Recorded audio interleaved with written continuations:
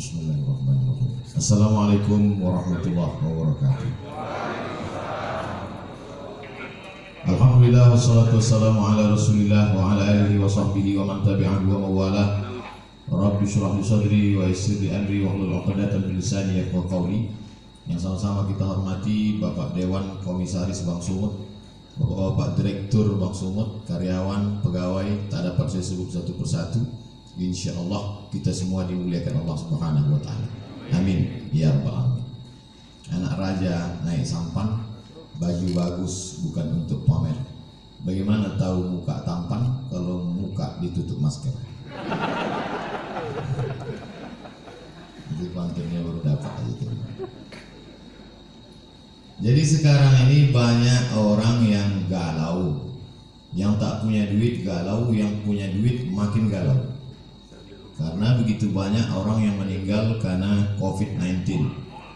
Itu yang datang itu baru COVID-19, belum COVID-20, belum COVID-21. Oleh sebab itu maka menghadapi ini tidak ada cara dan jalan lain kecuali berserah diri kepada Allah Subhanahu wa Ta'ala. Kita diajarkan Nabi Muhammad SAW, mau ada COVID walaupun tak ada COVID, keluar dari mulut kita itu sama. La haula wala quwata illa billah. Jadi kita diajarkan itu bukan sejak ada COVID ini saja. Sebelum COVID itu ada muncul, kita sudah berkata bangun pagi, alhamdulillahillazi ahyana, dia yang menghidupkan kami, wa amatana, sebelumnya kami mati, wa ilaihin nusyur, dan kita pun akan kembali kepada dia. Ini menghadapi COVID ini manusia ini terbagi dua, Eka dan Eki, ekstrim kanan, ekstrim kiri. Yang ekstrim kiri tak ada COVID itu, malah ditantangnya, mana COVID itu biar kunyah-kunyah. Yang satu lagi pula amat sangat ketakutan COVID, semua dicuci, semua cuci. Waalaikumsalam, semua cuci, cuci tangan sampai saking seringnya cuci tangan sampai nampak contekan waktu SD dulu. Ada yang mengirim gambarnya ke saya. Oleh sebab itu kita Ahlus Sunnah wal Jamaah berpegang wa kadzalika ja'alnakum ummatan wasata. Kami jadikan kalian ini umat yang pertengahan. Tidak terlalu berani kepada COVID karena dia memang penyakit, dia virus, benda itu memang ada. Virus ini ada dari dulu. Virus flu, influenza sampai sekarang belum hilang. Maka banyak orang kena influenza. Virus penyakit kuman malaria sampai sekarang masih ada. Jadi yang namanya virus, kuman, bakteri, penyakit itu ada. Ada yang mati, ada yang tak mati. Jadi kemarin kebetulan saya ceramah di rumah sakit, ketemu sama dokter. Kata Pak Dokter, Ustadz Somad, itu sebetulnya kalau kita cuci tangan itu membunuh bakteri. Kalau kita cuci tangan pakai hand sanitizer, pakai sabun, itu membunuh bakteri, Ustadz. Adapun virus tak mati katanya. Saya tak pula saya tanya apa beda virus sama bakteri. Nampak kali bodoh kita kan? Masa profesor nanya? Jadi diam aja, saya angguk-anggukkan aja. Jadi Ustadz Somad, itu virus itu cara mematikannya bukan dengan cuci tangan Pak Ustadz. Saya diam aja, saya dengar terus. Cara mematikannya itu jangan kasih dia makan. Makanan virus itu gula. Maka kalau tak ada gula, mati dia. Jadi bagaimana cara membunuhnya? Kata dia banyak-banyak puasa sunat. Memanglah itu ajaran Nabi Muhammad SAW. Jadi kalau orang yang faham hikmah di balik ini, maka sesungguhnya dia tahu bahwa Nabi Muhammad SAW itu tidak hanya mengajarkan kita doa, tak hanya mengajarkan baca yasin, tahlilan, takziah. Bukan hanya itu, bahkan sampai ke virus, bakteri, pandemi, wabah abad 21 pun sudah diajarkan Nabi sejak 14 abad yang silam. Apa kata Nabi? Jika sami'tum bihi, kalau kau dengar ada suatu wabah terjadi di suatu negeri, la taqdimu ilaihim, jangan kalian datang ke situ. Kalau ada suatu wabah terjadi, sudah ditetapkan bahwa negeri itu zona merah, zona hitam, jangan kau datang ke sana. Wa idza waqa'tum bihi, kalau di kampung halamanmu terjadi suatu wabah pandemi, la takhruju firaran minhu. Kalau kau dengar ada suatu wabah terjadi di suatu negeri, jangan kau datang ke sana. Dan kalau kau berada di suatu negeri terjadi wabah di situ, jangan kau keluar dari kampungmu. Itulah yang dikenal orang sekarang dengan istilah PSBB, lockdown, social distancing. Bahkan kemudian beberapa negeri kota sampai dikepung, tak boleh keluar, polisi tentara dikerahkan. Sudah diajarkan Nabi SAW 14 abad yang lalu. Bagi yang belum kena, amalkan ini. Bagi yang sudah kena, mati dia. Nabi mengeluarkan statement sabda. Apa kata Nabi? Al-mat'unu syahid. Orang yang mati kena penyakit wabah syahid, maka matinya mati syahid. Orang yang mati syahid itu selamat dari 4. Tak merasakan sakratul maut, tak merasakan azab kubur, tak merasakan hisab, langsung masuk surga. Jadi Nabi itu sudah berikan 2 langkah. Bagi yang belum kena, ini obatnya. Yang sudah kena, ini obatnya. Maka keluarga tak terlalu bersedih hati. Kenapa? Karena saudaranya, keluarganya, bapaknya, ibunya, anaknya, neneknya, keponakannya, jirannya, sahabatnya itu meninggal dunia dalam keadaan syahid. Dan bagi yang masih hidup, kita diajarkan untuk melakukan langkah-langkah social distancing, protokol kesehatan. Makanya saya tak berani kalau ceramah tausiah di tempat yang tak bisa dibuat protokol kesehatan. Nah, adapun di sini bisa Ustadz nanti di Wang Sumut, nah kita tengok dulu ada tak protokol kesehatan. Ternyata lengkap semuanya. Begitu datang tak bisa dikenali mana direktur, mana sama semua mukanya, tutup muka. Biasa dulu saya ke Medan ini disambut dengan tola'al badru alaina, sholawat, sholatullah, salamullah. Tapi begitu datang sini tidak, begitu datang langsung tembak. Masih syukur, sok segan dia tak tembaknya kening tangannya. Kalau tempat lain langsung, wah. Habis itu tempat duduk berjarak, pakai masker. Artinya apa? Kita tidak terlalu cemas sekali, tapi kita juga tetap menjaganya. Jangan terlalu takut kali, jangan pula terlalu berani kali. Kita tak macam biasa aja. Coba kalau kita terlalu cemas, terlalu takut, terlalu ngeri, iman kita jatuh, imun kita turun, di situ dia masuk.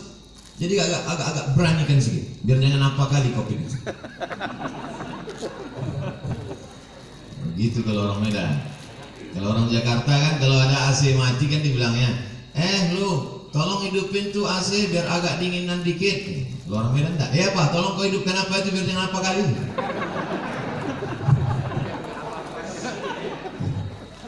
Bapak Ibu yang dimuliakan Allah Subhanahu wa taala. Qul, katakanlah, lan yusibana illa ma kataballahu lana. Tidak ada yang menimpa kita kecuali sudah ditetapkan Allah Ta'ala untuk kita. Itulah rukun iman yang ke-6.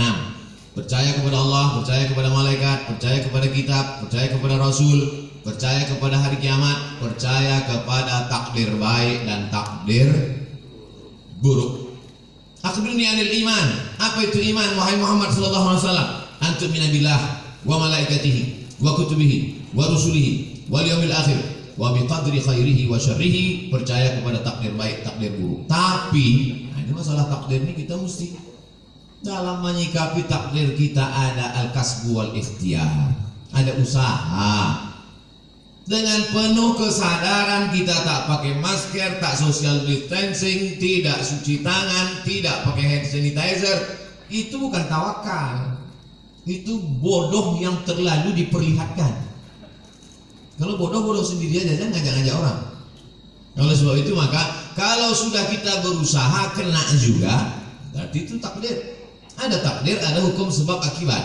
Pejamkan mata, tak usah tengok kanan kiri, nyebrang di jalan. Itu bukan takdir, sebab akibat. Tapi setelah kita berusaha tengok kanan, tengok kiri, tengok kanan, tengok kiri, menurut kita sudah aman, ditabrak juga. Tidak ada cara lain kecuali beriman kepada takdir baik dan takdir buruk.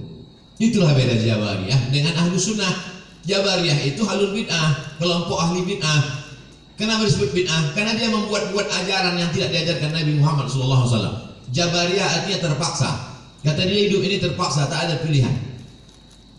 Kenapa kau tak pakai masker? Aku terserah aja lah, mau mati-mati lah. Tak bisa begitu. Kita harus ada ikhtiar, harus ada usaha. Begitu juga dalam masalah mengambil rezeki, begitu juga dalam masalah menolak bala. Itu semua air minum yang di depan meja itu, di depan kami, di depan saya tadi, itu memang sudah diperuntukkan untuk saya.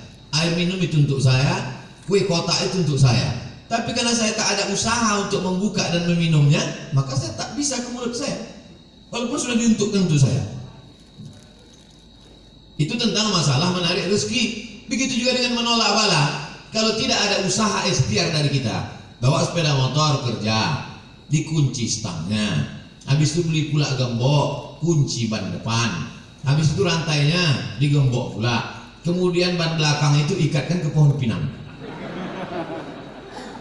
Pas pulang sore, diambil pencuri itu sama pokok-pokok pinangnya sekalian. Maka itu takdir. Itu takdir namanya. Beriman kepada takdir baik, takdir buruk. Tapi orangnya cengengesan, lalu kemudian tak tentu arah, entah bagaimana ceritanya, otaknya tak fokus, mau berangkat ditinggalkannya kunci situ, naik dia ke atas, asik nelpon, iya betul, kiki, tinggal kunci. Habis itu turun ke bawah, lapor sama security, Pak security, motor saya tinggal hilang. Gimana keadaannya? Tadi saya tinggalkan kunci. Ah, mampus lah kau gitu dia. Kenapa? Berarti kurang usaha, tak ada ikhtiar. Itu yang diajarkan Nabi Muhammad SAW. Jadi suatu ketika seorang sahabat masuk ke dalam Masjid Nabawi. Ditanya Nabi, ya Rasulullah, itu ontaku di luar belum kutambatkan. Aqiluha wa atawakal au utliquha wa atawakal. Ku lepaskan aja begitu baru aku tawakal, atau ku tambatkan dulu ke pokok kurma baru bertawakal. Kata Nabi, kau ikatkan dulu, kau tambatkan dulu baru kau bertawakal. Sebetulnya itu pikiran sederhana saja. Cuman sahabat ini mau ngetes gimana sebetulnya ajaran Islam ini. Apakah perlu usaha atau tawakal saja? Kata Nabi, kau tambatkan dulu, kau ikatkan dulu, kau yakinkan dulu dia tak lari. Setelah itu barulah kau tawakal kepada Allah. Begitu dalam masalah mencari rezeki, begitu juga dalam masalah menolak bala. Wa iyyam sasqallahu bidurrin fala kashifa lahu illahu. Kalau kau ditimpa suatu musibah, penyakit, kehilangan, kebakaran, tumpur, hilang, bangkrut, tidak ada yang bisa menyingkapkannya kecuali Allah. Wa yuridka bi khairin fala radda li fadlih. Tapi kalau Allah mau ngasih kau rezeki, mau menaikkan jabatanmu, maka tak pula ada yang bisa menolaknya. Itulah makanya setiap subuh kita katakan raditu billahi Rabba, aku ridha menerima segala sesuatunya. Hanya saja kadang orang kita ini salah pasang. Kalau ada terjadi sesuatu musibah terjadi, dia katakan ikhlas ya, ikhlaskan aja. Sebetulnya yang tepat itu bukan ikhlas, ridha. Ridha menerima ketetapan Allah Subhanahu wa taala. Ridha itu bahasa kitanya apa? Ridha itu artinya plong, berlapang dada. Seperti ridhonya orang mati dimandikan oleh orang yang memandikan jenazah. Begitulah ridha kita kepada takdir ketetapan Allah. Sebagaimana orang mati dimandikan. Ibu bapak pernah mendengar orang mati waktu dikorek hidungnya melawan dia? Dan kok cucu-cucu hidup gitu? Tak ada. Terserahlah, mau kalian cucu hidupku telinga itu terserah. Makanya waktu kita masih hidup ini baik-baik sama orang. Nanti balik dari sini cari di RT RW itu siapa yang memandikan jenazah, baik-baik sama dia. Kalau kita sombong-sombong sekarang, pas kita mati nanti disemprotnya pakai dorsmir. Apalagi Beng Sumut ada program santunan, santuni mereka memandikan jenazah, orang yang menguburkan, orang yang supir ambulan. Kalau mati kita, supir ambulan itu baik sama kita, pelan-pelan dibuatnya, dari lari 20. Coba kalau kita sombong angku, dibuatnya 120. Rantu angku kepala kau di belakang. Nyawa baru tercabut, sakitnya belum hilang, lempang. Lalu kau tahankan dulu, sombong kali kau kan gitu ya. Oleh sebab itu maka ini semua adalah bagaimana kita menyikapi hidup. Hidup ini dari dulu sampai sekarang begini-gini aja. Dari sejak zaman Nabi Adam sampai Adam Smith, hidupnya begini-gini aja. Yang kaya sombong, yang punya jabatan sombong, orang miskin susah melarat, mau mati aja bawaannya. Jadi tinggal kita bagaimana menyikapi hidup. Dulu yang hidup di Medan ini datuk nenek moyang kita. Habis masa mereka datanglah masa ayah emak kita. Habis masa mereka sekarang masa kita. Ini sedang hijau-hijaunya ini. Ibarat baru bertunas hijau, berbatang, mekar, berputih, berbuah, kuning, layu, mati. Yang di hadapan saya ini hijau-hijau semua. Maskernya semua. Sampai masanya kita akan menguning dan layu. Saya ini agak kuning sedikit. Habis itu tak lama ini layu dan mati. Kemudian datang masa anak kita. Hidup ini singkat Bapak Ibu. Tapi kalau salah kita menyikapi hidup, penyesalannya luar biasa. Takut mati, takut pensiun, takut tak ada duit, takut susah, takut tak ada kerja, pergi ke dukun. Pak dukun, tolong aku. Dalam hati dukun tuh, aku udah lama juga minta tolong sama hantu ini, betul. Minta tolong lah sama dukun. Ya Allah Muhammadur Rasulullah. Tidak ada tempat minta tolong kecuali hanya kepada Dia. Itulah yang kita katakan 17 kali sehari semalam. Iyyaka na'budu wa iyyaka nasta'in. Iyyaka na'budu, hanya kepada Kau saja aku minta tolong. Iyyaka nasta'in, hanya kepada Engkau aku beribadah, kepada Engkau saja aku minta segala pertolongan. Makanya waktu subuh, sebelum terbit matahari, sebelum masuk kantor, sebelum kerja, itu dulu yang ditanamkan dalam diri. Tidak ada tempat minta tolong kecuali Dia. Makanya ayatnya diatur oleh Nabi. Ayatnya tak boleh ganti-ganti. Ayatnya mesti itu, tak boleh tukar-tukar. Qobliyah subuh, rakaat pertama kuliah, rakaat kedua hanya Dia saja. Waladdallin amin. Qul huwallahu ahad. Esa, tunggal tak berbilang. Minta hanya kepada Dia. Allahus. Jangan ragu-ragu ucapan. Allahus samad. Coba tengok terjemahannya. Allahus samad, hanya Dia saja tempat bergantung. Jangan bergantung kepada kawan. Hari ini kawan, besok berubah menjadi lawan. Jangan bergantung dengan atasan. Besok masanya berganti atasan, berubah dengan yang lain. Jangan bergantung dengan siapapun. Ibu jangan terlalu bergantung dengan bapak. Nanti bapak tuh kawin lagi, ibu stres. Provokator Ustaz. Nah, aku cuman beban ini sama-sama berat. Tapi kalau kita siap dengan tak siap itu beda. Kita tak siap menerima beban ini, akhirnya kita down, jatuh. Ini ada semen.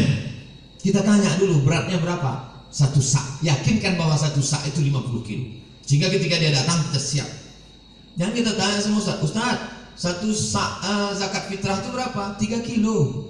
Itu 1 sok. Disangkanya 3 kilo, masuk timpa, tumbang, jatuh, mati. Ya kalau mati langsung, kok setengah mati? Stroke 6 bulan? Berkudip-kudip mata, tak mati-mati. Datang Ustaz Somad suruh baca doa, baca Yasin 3 kali. Alhamdulillah Pak Ustaz, udah mati. Lalu sebab itu Bapak Ibu yang dimuliakan Allah, semua kita ini mati. Tak ada yang tak mati. Michael Jackson berapa duitnya mau menyogok Tuhan supaya tak mati? Tak bisa. Dibuatkannya sudah 1 kapsul supaya dia masuk ke dalam, supaya malaikat maut tak masuk ke dalam. Sudah disebutkan Allah dalam Quran. Aina ma takunu yudrikumul maut. Dimanapun kau berada, kematian akan datang menjumpai kamu. Bukan kita mencari mati itu. Mati itu datang menjumpai kita. Coba tengok bunyi ayatnya. Yudrikumul maut. Mati itu datang menjumpai kamu. Jadi kalau ada orang hari ini petantang-petantang, mana mati itu? Sini, sini. Sabar aja kau. Kalau memang udah datang, nanti tak usah kau panggil, datang juga dia. Yudrikumul mautu, kematian datang menjumpai kamu, walau kuntum fi burujim musyayyadah, walaupun kau berada di tempat peti yang kokoh. Karena dulu orang kafir musyrik jahiliyah itu dipakunya kotak, masuk dia ke dalam, ditanya sama kawannya, kenapa kau dalam? Mudah-mudahan malaikat maut tak bisa masuk ke sini. Aina ma takunu, dimanapun kau berada. Mati jangan dicari, mati tak perlu kita cari. Tapi kita bersiap apa yang akan kita bawa untuk mati menghadap Allah Subhanahu wa taala. Lan tamuta nafsun qabla an tastakmila rizqaha wa ajalaha. Orang tidak akan mati sebelum 2 penuh. Rezekinya penuh, ajalnya penuh. Asal sudah penuh, jalan. Kita ini macam truk. Selama belum penuh, berhenti dia. Asal sudah penuh, jalan. Abdul Somad belum penuh lagi. Bapak-bapak di depan sama ibu ini pun nampaknya belum lagi. Asal sudah penuh. Makanya wafat itu artinya penuh. Wafat artinya penuh. Kemana sih anu? Udah penuh Pak Ustaz, nah jalan duluan. Nanti kalau nampak kawan macam-macam dia, tak sholat dia, tak zikir dia, tak sedekah dia, kasih tahu sama dia. Gue tengok kau udah agak-agak penuh ini. Gak boleh yang dimuliakan Allah Subhanahu wa taala. Ustaz takut tak mati itu? Saya tidak takut kali. Cuma agak takut juga sedikit. Semua hidup ini sudah saya rasakan. Disambut oleh orang-orang besar, hebat-hebat, sultan-sultan, raja-raja, udah, menteri-menteri, udah. Disambut pula sampai ke hutan belantara, sampai tak ditegur orang, sudah. Masuk saya ke dalam hutan-hutan, satu pun tak ada menegur, tak ada yang kenal. Jalan saya cuek aja deh. Bapak, kata saya, kata dia. Pernah, macam-macam. Ceramah diundang orang pakai mobil mewah, pernah. Ceramah diundang pakai mobil sayur, pernah juga. Kalau pakai mobil mewah itu kita dijemput orang, bukakan kacanya, jalan. Begitu sebut pakai mobil sayur, baru ini mati mesin.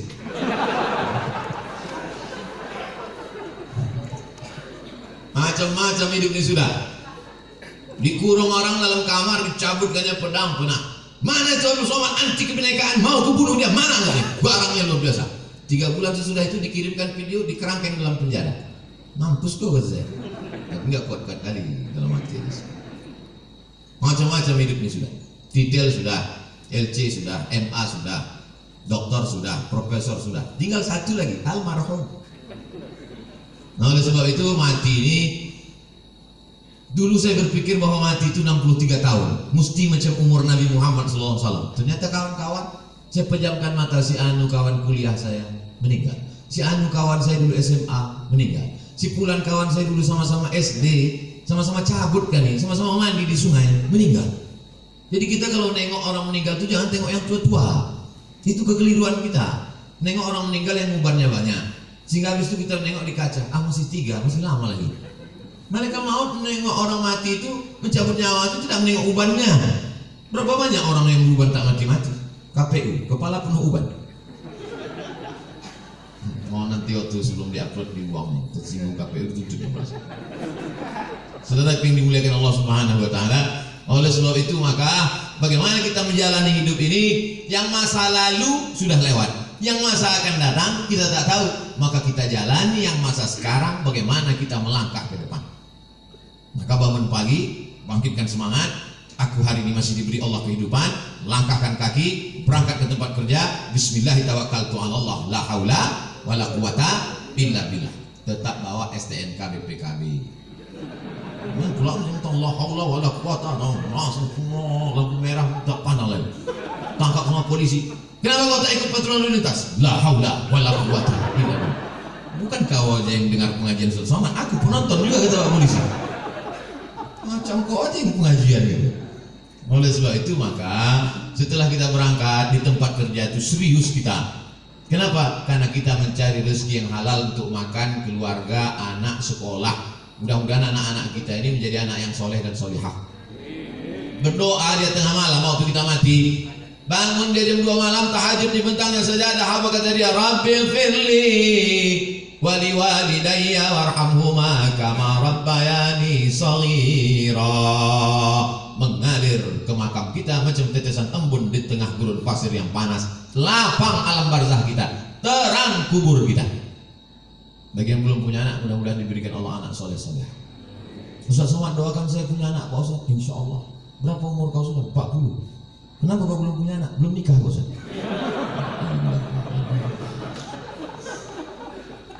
Oleh sebab itu ada usaha dan ikhtiar.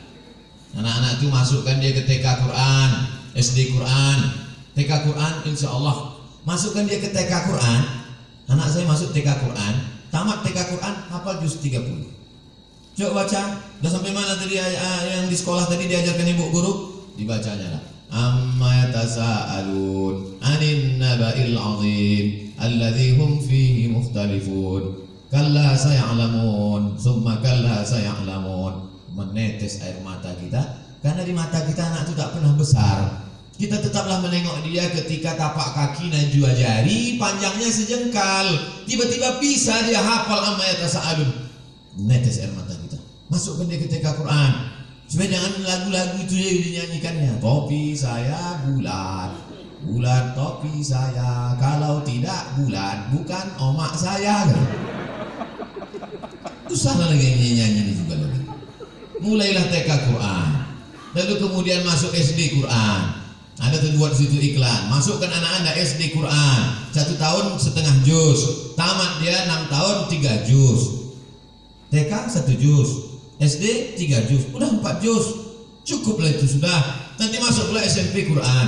Aku tak tahan anak di pesantren Pak Ustaz. Paham saya. Orang Medan tak bisa berpisah dengan anak rindu. Anak pagi mau makan lontong sayur, ayam penyet, ayam patah, ayam mati. Tak tahan masukkan ke pesantren, masukkan boarding school. Pagi sebelum berangkat kerja, letakkan dia. Belajar kau di sini anak. Letakkan dia jam 7 pagi. Kita pun berangkatlah lanjut jam 8 sampai karena macet dan sebagainya macamnya. Lalu nanti sore pulang jam 4, jam 5 jemput dia balik ke rumah. Tahan Pak Ustaz boarding school, antarkan Diksan. Cari ini.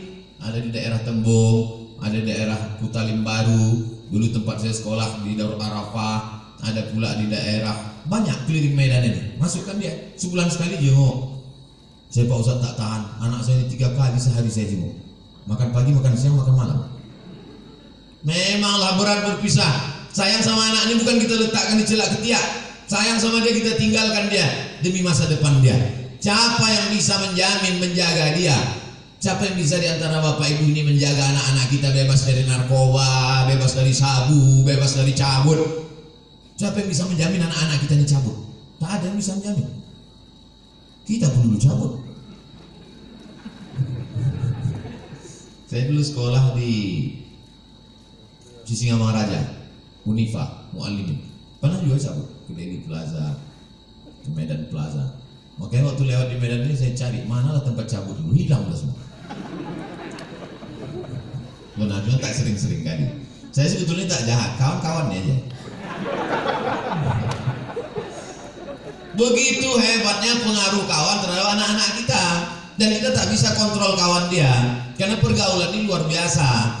Itu mempengaruhi pola pikir. Tapi kalau kita tinggalkan dari pondok pesantren, maka insya Allah benteng terakhir. Bapak ibunya sudah selamat insya Allah. Tapi ini generasi kita ini kalau tidak kita selamatkan, kita carikan dia rezeki yang halal. Melangkahkan kaki dari rumah, aku meninggalkan semuanya ini wahai anakku adalah untuk mencarikan nafkah engkau yang halal, supaya kau jadi orang, supaya kau jangan jadi hantu setan, supaya kau nanti selesai kuliah, supaya kau menjadi berbakti kepada negara, bangsa, agama, orang tua. Maka niat kita itu sampai mati kita. Man mata duna malihi fahuwa syahid. Siapa yang mati mempertahankan harga dirinya, harta bendanya, maka matinya mati syahid, kata Nabi SAW. Dalam mencari nafkah ini pergi capek keluar kota segala macam, meninggal dunia, maka matinya tetap mati syahid. Syahid itu tidak hanya orang yang berjuang fisabilillah di Palestina, tidak, tapi orang yang mencari harta yang halal. Kalau saya itu tetap semangat. Ini banyak orang yang memisahkan diri. Kalau di masjid semangat, kalau sedang umroh semangat, pas di kantor lesu, letoy, loyo, lunglai, mau mati. Pas ada gajian baru semangat. Apa ini? Hancurlah negara ini kalau semangat kita ini hilang. Ada pula orang memahami agama itu hanya untuk mati saja. Aku sebetulnya malas dengar pengajiannya. Kenapa? Itulah Ustaz itu sedikit cerita mati aja. Cerita mati aja. Memanglah kita ini mau mati, tapi pengajian itu adalah membuat kita bersemangat apa bekal yang akan kita bawa sebelum kita mati. Makanya yang kaya-kaya, yang hebat-hebat sebelum mati bangun masjid. Apa nama masjidnya? Itu terserah. Macam-macam nama masjid. Ada sebutnya masjid nama dia, ada masjid itu dibuatnya Al-Ikhlas, ada masjid At-Taqwa. Tadi subuh kami pengajian di masjid Jami'atut Taqwa, tinggi hampir 2 meter. Kata panitia pembangunan masjid, ini Pak di bawah di tanah, enggak, dicor semuanya, entah berapa molen kata dia. Hebat betul. Tak ada lagi tanah di Medan. Banyak betul duit orang Medan. Di mana-mana masjid pakai timbun tanah liat, tanah merah. Dia enggak pakai cor. Artinya apa? Luar biasa kemampuan orang. Harus ada tekad dalam hati yang punya duit. Sebelum aku mati, aku bangun masjid. Tapi tak perlu pula kita buat dia ambil status sebelum mati bangun masjid, light and show. Paling tidak kita dalam hati kita, tekad kita. Tak sanggup saya bangun masjid Pak Ustaz. Saya ini tak bisa bangun masjid Pak Ustaz. Bangun rumah saya aja 3M. Wah, banyak kali duit kau. 3 kali minjam Pak Ustaz. Kalau tak sanggup semua, jangan tinggalkan semua. Datangi ketua pembangunan masjid. Aku tak sanggup Pak kalau untuk bangun masjid, tapi ngasih pintu kosen bisa. Ini ku kasihkan kipas angin. Ini aku kasihkan meja untuk pengajian Ustaz. Ini ku kasihkan kursi khusus. Ini kursi Pak untuk wakaf di masjid ini. Mantap kali kursinya. Ini kalau Pak Ustaz Somad aja datang ke Medan. Ustaz lain jangan. Jangan begitu. Semua dipakaikan. Itulah yang akan kekal abadi. Ini kadang banyak orang ini mau numpuk. Mobil, motor, rumah segala macam. Pas mati habis, tinggal semuanya. Hidup kita ini macam mimpi Bapak Ibu. Kata Sayyidina Ali an-nasu niyam, manusia ini tidur semuanya. Bapak ini sedang tidur, ibu sedang tidur, semua kita ini sedang tidur.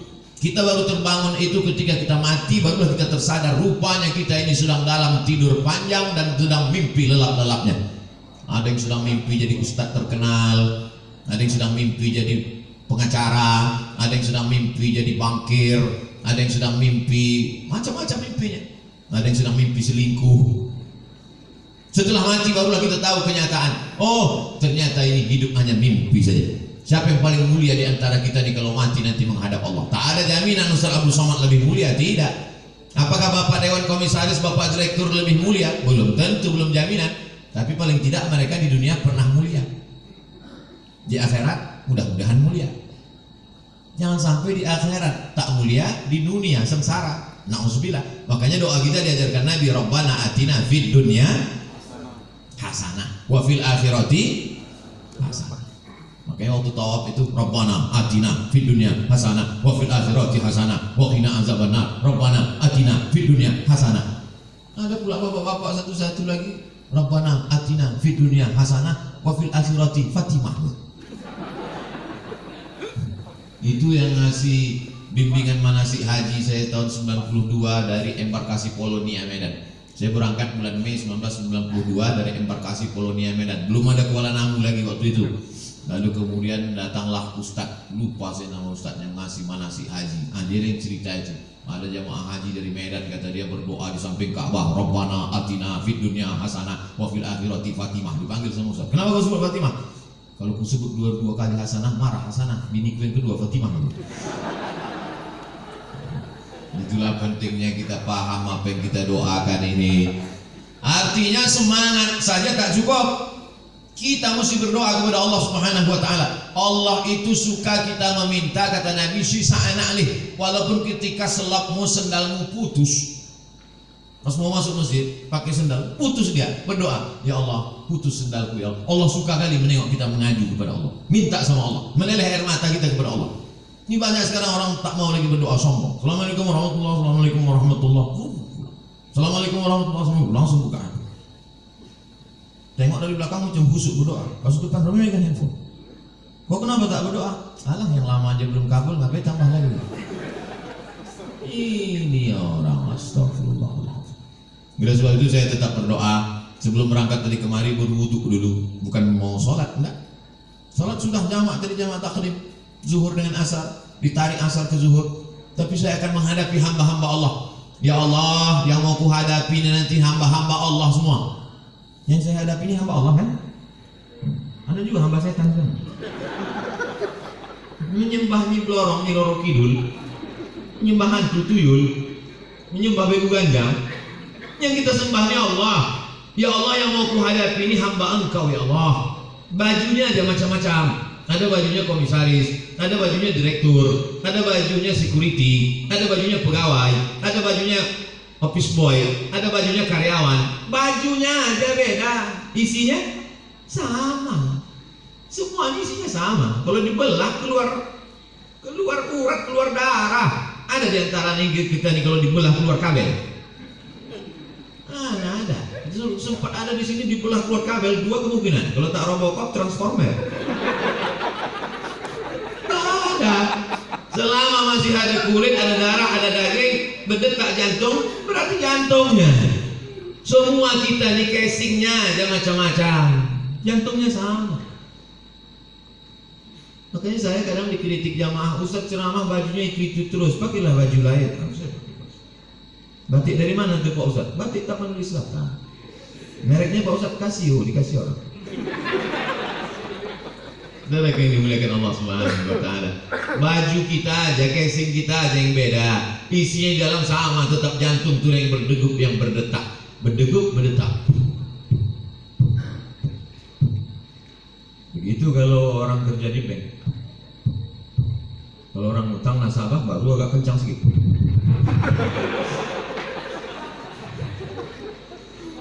Ini kan yang di depan saya ini banyak-banyak semua duitnya. Dari pagi, dari malam kami makan sama Ustaz Somad, orang yang paling banyak duit di Sumatera Utara. Lihat dia.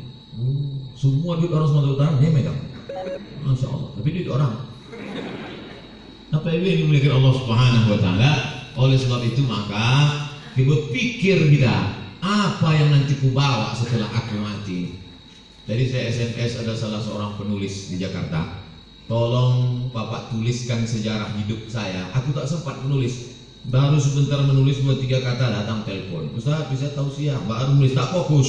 Tolong kau tuliskan sejarah hidupku. Kalau bisa yang inspiratif supaya nanti ketika aku mati anak cucuku membaca semangat dia menjalani hidup. Mudah-mudahan itu menjadi amal soleh. Siap Pak Ustadz, kami tulis. Nanti kalau udah siap kita adakan bedah buku di Islamic Book Fair di Jakarta. Jangan lupa subscribe, like, and share. Saudara yang dimuliakan Allah Subhanahu Wa Taala. Jadi apa yang bisa kita tinggalkan setelah kematian? Kami tadi pagi melewati Old Town, kota tua.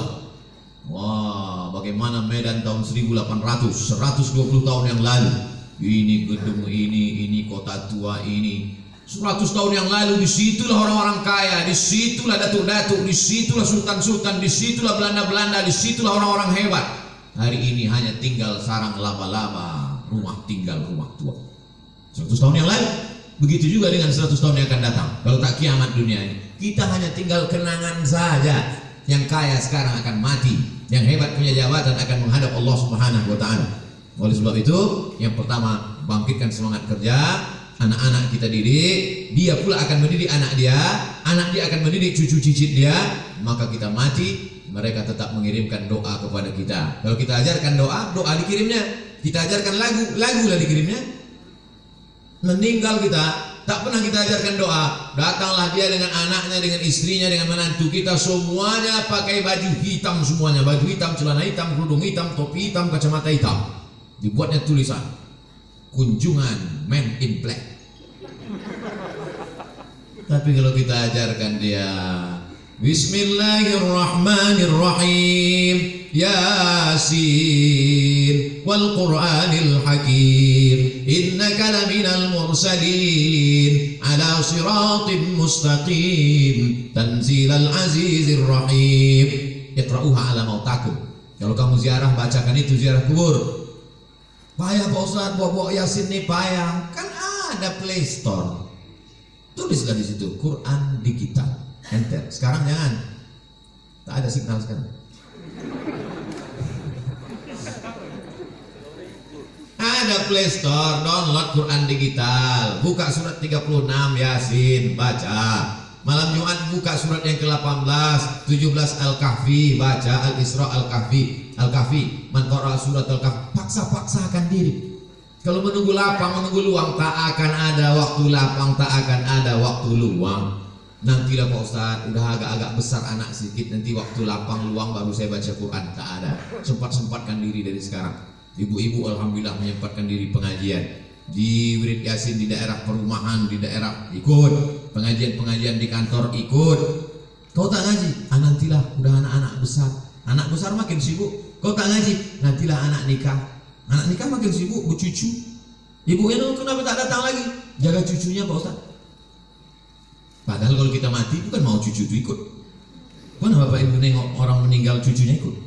Gak ada, paling nangis saja di atas. Nenek, mau kau masuk? Enggak. Bukan saya mau hasut bapak ibu tak sayang sama anak cucu. Silakan sayang, tapi pikirkan kita. Sayang sama dia, masukkan dia pesantren. Sayang sama dia, ajarkan dia baca Quran. Sayang sama dia, suruh dia menghafal Yasin. Yang paling bagus baca Yasin. Kalau tak bisa baca Yasin, baca di bawah Yasin Al-Fatihah, Qul huwallah 11 kali, Qul huwal falaq sekali, Rabbin nas sekali. Ziarah kubur. Kemarin saya ziarah ke makam abang saya Pak Ustaz. Cemana Bapak? Lalangnya setinggi tegak Pak Ustaz. Dulu kan main dia sayang sama anak-anak itu Pak Ustaz. Setinggi tegak lalangnya Pak Ustaz. Itu menunjukkan mereka tak pernah ziarah. Kalau mereka datang, apalah salahnya, apalah susahnya kalau mereka bawakan mesin potong rumput. Padahal dulu waktu hidup almarhum itu dikasihnya rumah, dikasihnya mobil, dikasihnya kebun. Setelah dia meninggal, mesin potong rumput pun tak terbawakan orang itu Pak Ustaz. Jadi Bapak kemarin ziarah ke abang apa Bapak itu segitu tinggi lalang? Iya Pak Ustaz. Berarti selama ini Bapak tak ziarah juga? Saudara kandung pun tak ingat, anak kandung pun tak ingat. Ustaz Somad masih ingat ziarah? Ya, kami jalan darat dari Pekanbaru. Dia sempatkan sampai pula di kisaran jam 10, jam 11 malam. Tetap saya ziarah jam 12 malam. Jam 12 malam ziarah. Tak takut Ustaz sama hantu. Hantu itu takut sama saya. Saya sama hantu. Tuh katanya. Kita takuti Ustaz Somad? Tak usah, kita yang takut sama dia. Sok hebat kali Ustaz Somad. Bapak Ibu yang dimuliakan Allah Subhanahu wa taala, kita bacakan ketika ziarah kubur salam. Ketika lalu kita ucapkan salam. Assalamualaikum ya ahlad diyar minal mu'minin wa inna insyaallah bikum lahiqun yarhamullahu mustaqdimin wal mustakhirin nas'alullah lana wa lakumul afiyah. Panjang ternyata salamnya Pak Ustaz. Ya, itu yang diajarkan Nabi. Kami selama ini pendek aja Pak Ustaz. Apa salamnya? Assalamualaikum ya ahlal kubur. Jadilah daripada tidak salam sama sekali. Bagus kalau Bapak Ibu punya duit buatkan baleho besar. Saya sangka larangan mengucapkan salam ke kubur. Buatkan baleho agak-agak sebesar itu mah. Saya kira kalau cuma sebesar itu tak sampai 500.000, bawakan ke baleho, buatkan, tempelkan di daerah-daerah kubur. Kalau ada duit 500.000, buat 5. Berapa ini satu ini Pak? Bapak tukang digital printing. Kalau satu ini berapa Pak? 150.000. Ini untuk salam untuk orang kubur. Nanti Bapak kalau mati dapat syafaatnya juga. 100.000, ambillah. Buatkan 5. Buatkan 5 tempel di beberapa kubur yang ada di Medan ini. Sehingga nanti kalau orang lewat di kubur itu, dia sempat mengucapkan salam. Assalamualaikum ya ahla diyar minal mu'minin wa inna insyaallah bikum lahiqun alhamdulillah mustaqdimin wal mustakhirin nasallallahu lana wa lakumul afiyah. Syukur-syukur sempat dia membacakan Al-Fatihah untuk semua yang ada di daerah makam ini. Assalamualaikum Al-Fatihah. Itu baik sekali. Simple amal kita, tapi bermanfaat. Ini saya tengok balehu besar-besar. Tak ada manfaatnya. Buat balehu besar. Kalaupun mau dibuat tambahan di bawah boleh. Jangan lupa coblos nomor. Berpikir simple tapi bermanfaat untuk orang banyak. Saya sudah bicara lebih kurang 50 menit. Sekarang jam 5:15. Saya jawab beberapa pertanyaan. Saya sudah menikah dan sekarang sudah berpisah. Ternyata saya dibohongi selama perkenalan sampai yang ternyata dia adalah seorang gay. G itu LGBT. G itu kalau nampak anak gadis cuek aja dia. Tapi kalau nampak anak lajang menitik Erion.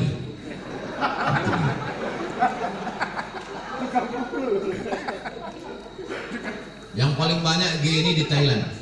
Makanya di sana ada musabaqah G. Namanya Lady Boy. Muka lady, kaki boy. Yang paling hebat merubah buah-buah ini itu di Bangkok. Bisa dirubah orang itu, jeruk itu manis luar biasa. Bisa dirubahnya apel, bisa dirubah genetika tanaman, bisa mereka buat. Bisa itu limau jeruk manis itu tak berbiji dibuat. Tapi yang lebih hebat bisa orang pun tak berbiji dibuat. Biasa, ini gini. Oke, kita lanjut. Hati saya hancur Pak Ustaz. Jangan kan ibu, saya pun ikut merasakannya. Coba, saya sudah sampai pada level bisa merasakan perasaan orang lain. Bagaimana perasaan seorang perempuan dianggapnya inilah akan menjadi imam dia. Ternyata pas disuruh jadi imam, bang kau jadi imam, aku aja lah.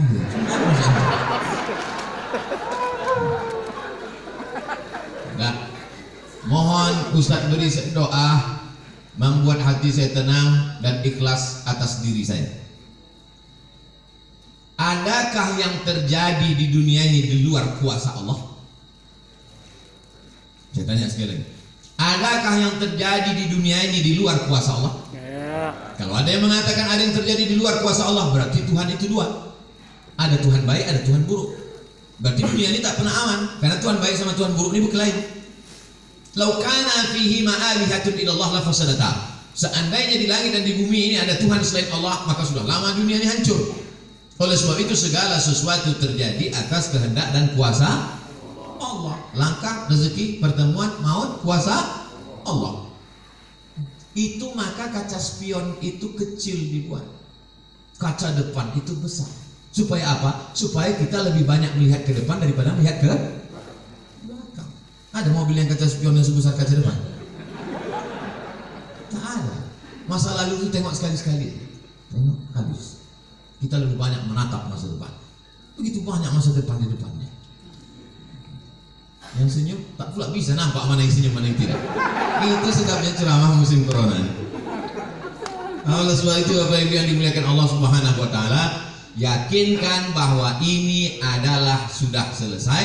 tatap masa depan, maka kita berharap, tidak ada tempat berharap kecuali kepada Allah. Kalau kita emosi, marah-marah, ngamuk-ngamuk, itu meledak-ledak. Marah itu apa definisi marah? Definisi marah itu adalah darah dalam jantung yang mendidih, menggelegak ke atas, mengamuk, mata memerah, bawaan emosi. Tapi kalau dia ditahan, kita tidak marah, muncul sedih. Kalau diluapkan, marah.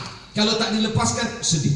Maka tidak ada yang bisa menghilangkan marah dan sedih kecuali ridha menerima takdir ketetapan Allah Subhanahu wa ta'ala. Itu bagian dari takdir Allah. Karena ibu kan sudah usaha dulu, sudah kenal dengan baik. Ditengok badannya gagah, berotot, kumis melintang. Kan belakangan baru tahu dia melambai. Artinya sudah usaha. Oleh sebab itu ini sudah di luar dari kemampuan kita sebagai manusia. Maka kita yakin bahwa ada Allah yang mengatur kehidupan, ada Allah yang mengatur pertemuan, ada Allah yang mengatur itu semua. Maka banyakkan ibadah. Apa kata Allah dalam Al-Quran? Falyabudu rabb hadzal bait. Banyak-banyaklah kau beribadah kepada Allah. Kalau kau banyak beribadah kepada Allah, at'amahum min ju'. Kalau kau lapar dikasihnya kau makan. Wa amanahum min khauf. Kalau kau cemas dihilangkannya rasa cemas dari dalam hatimu. Hidup ini kalau dipikirkan cemas, berkunang-kunang kepala, sampai jam 2 malam mata tak tidur, nama penyakitnya insomnia, pergi nemui psikolog, psikiater. Pak psikolog, saya punya masalah, sudah 2 malam tak tidur-tidur. Psikolog tuh ngangguk-ngangguk aja, psikiater tuh ngangguk-ngangguk aja. Diambilnya kertas resep, dikasihnya. Ini makan sebelum makan, ini makan setelah makan, ini makan setengah makan, ini makan 3 kali, ini makan 2 kali. Nengok itu bertambah lawan kepala. Kalau hidupnya cuma untuk tidur aja, dikasihnya pil tidur. Begitu kita makan, hilang. Begitu dosisnya habis, kumat lagi. Tidak ada cara kecuali banyak beribadah kepada Allah. Jika sa'alta fas'alillah, minta tolong kepada Allah. Tapi ke Makkah nggak bisa Pak Ustaz. Saya mau berdoa di samping Ka'bah nggak bisa Pak Ustaz. Aqrabu ma yakunul 'abdu min rabbih wa huwa sajid. Orang paling dekat dengan Allah ketika sedang bersujud. Allahu Akbar. Saat sujud itulah mengadu kepada Allah. Jangan adu ke kawan. Ngadu ke kawan habis ditumpahkan, besok jadi lawan dibuka aja di medsos. Selesai tamat doa ya. Mengadu kepada Allah Subhanahu wa taala, meneteskan air mata. Tak ada tempatku mengadu kecuali Engkau ya Allah. Tak ada tempatku minta kecuali Engkau ya Allah. Tolong aku ya Allah. Hasbunallah wa ni'mal wakil, ni'mal maula wa ni'man nasir. Sulitkah bagi Allah mengatur kehidupan kita? Innama amruhu iza arada syai'an ayakula lahu kun.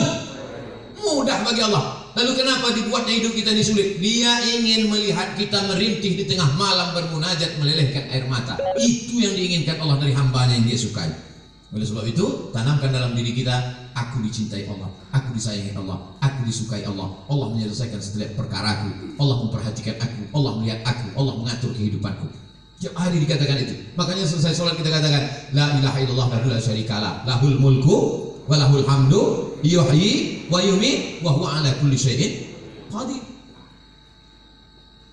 Hukuman apa sebenarnya untuk seorang homoseks di dunia dan di akhirat? Man ra'aitumuhu ya'malu 'amala qaumi Lut. Siapa yang kamu lihat melakukan perbuatan umat Nabi Lut, faqtulul fa'il wal maf'ul, maka hukumnya adalah hukum mati. Andai diterapkan hukum Islam, itu bencong-bencong itu tawat semua. Begitu dipancung kepala, hilang bencong. Begitu dipancung satu, hai. Tapi tidak bisa itu kita laksanakan. Berapa ceramah saya yang dibully oleh bencong-bencong karena ceramah saya tegas, tapi saya tak peduli. Kalau ada yang gini-gini kan ceramah saya, itu banyak bencong tuh. Kalau jantan tentu berani dia langsung kan. Bagaimana hukumnya orang yang telah melanggar sumpah atas nama Allah?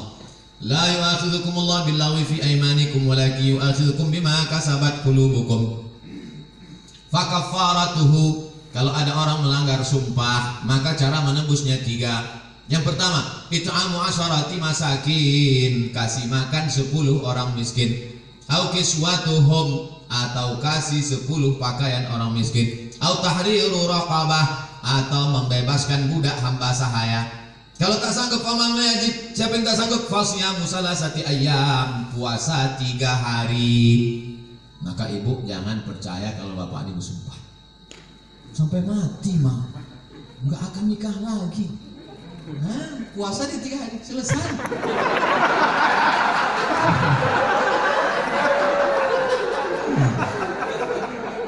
Jadi saya ketemu sama bapak-bapak, Ustaz, Aku dulu Pak Ustadz sudah bersumpah aku sama biniku, aku tak akan, walaupun kau mati meninggal dunia, aku tak akan nikah lagi sampai mati gitu. Terus ini istri bapak, iya 3 hari dia meninggal, nampak aku yang lain gitu. Tapi bapak udah bersumpah, puasa aku 3 hari gitu. Hati-hati, mohon maaf Pak, aku buka pula cerita. Akhirnya kartu bapak tak bisa lagi dipakai ya. Itulah baiknya saya sama ibu-ibu.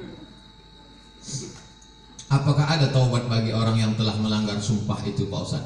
Dia sudah memain-mainkan nama Allah, maka menembus sumpah itu hanyalah sekedar menembus perbuatannya. Tapi perbuatan dia, salah satu la yanzurullahu ilaihim, ada 3 orang yang tidak dipandang Allah pada hari kiamat. La yukallimuhumullah, tak diajak bicara oleh Allah. Walahum azabun alim, mereka diazab dengan azab yang amat sangat menyakitkan. Siapa itu? Orang yang bersumpah palsu, terutama dalam berdagang.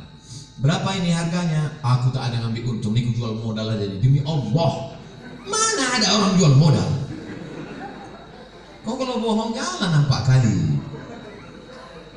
Tak ada orang jual modal, pasti dia ngambil untung. Udahlah bohong, mau melakukan barang itu tak dipandang Allah, tak dilihat Allah pada hari kiamat.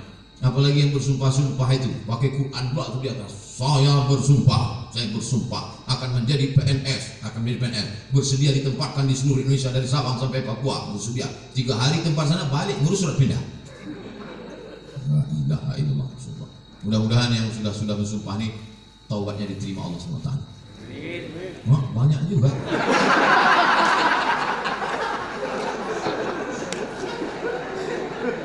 Yang udah berlalu apa boleh buat? Illa man taba, kalau dia bertaubat, wa amana, beriman, wa amila amalan salihah, taubat nasuha, beriman dengan baik, beramal soleh. Ulaika yubaddilullahu sayyiatihim hasanat, maka semua yang buruk-buruk, dosa-dosa yang jelek-jelek dulu insya Allah diganti Allah dengan yang baik-baik. Taubat, mandi taubat, macam mandi wajib, puasa semuanya. Kalau tak ada air, keran mati listrik, pergi ke Sungai Deli, terjun situ. Insya Allah kalau dapat yang dalam itu bukan cuma dosa hilang, kau hilang sekali.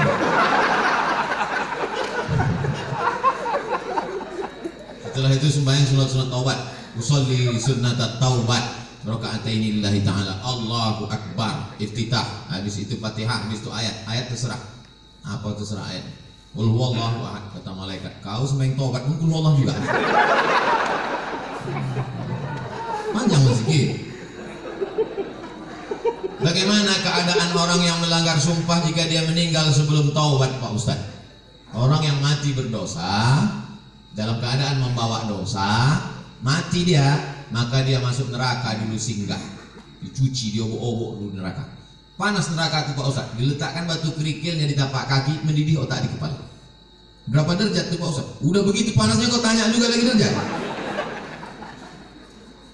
Ya belau ka'baihi, sampai ke mata kaki, yaghli biha dima'uhu, hadis riwayat Bukhari, mendidih otak di kepala.